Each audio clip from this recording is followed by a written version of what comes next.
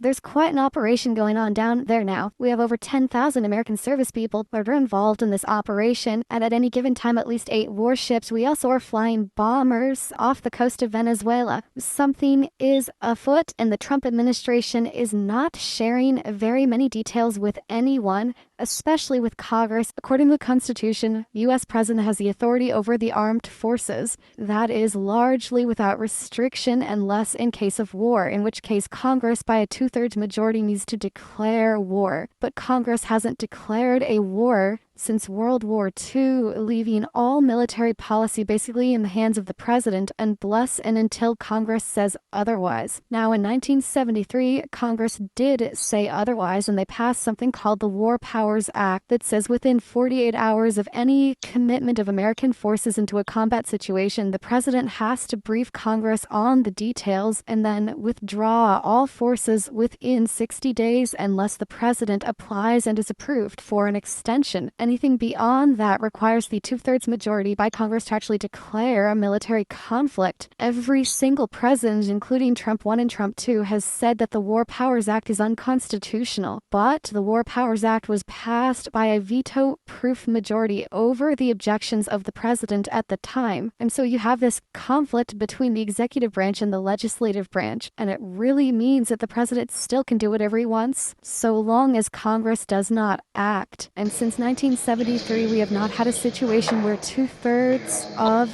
the Congress has been willing to oppose the president on military affairs, and that is where we remain today. So that leaves the president the ability to do whatever he wants. Under Trump administration, notification of Congress is something that has become very weak under the best of circumstances, and military affairs are no difference. There have been times in the past where the Trump administration has done something militarily and said that when it hit the news, that was notification of Congress. But again, Congress has not gotten together and had 2/3 of its members say otherwise, which is what would be necessary in the current situation.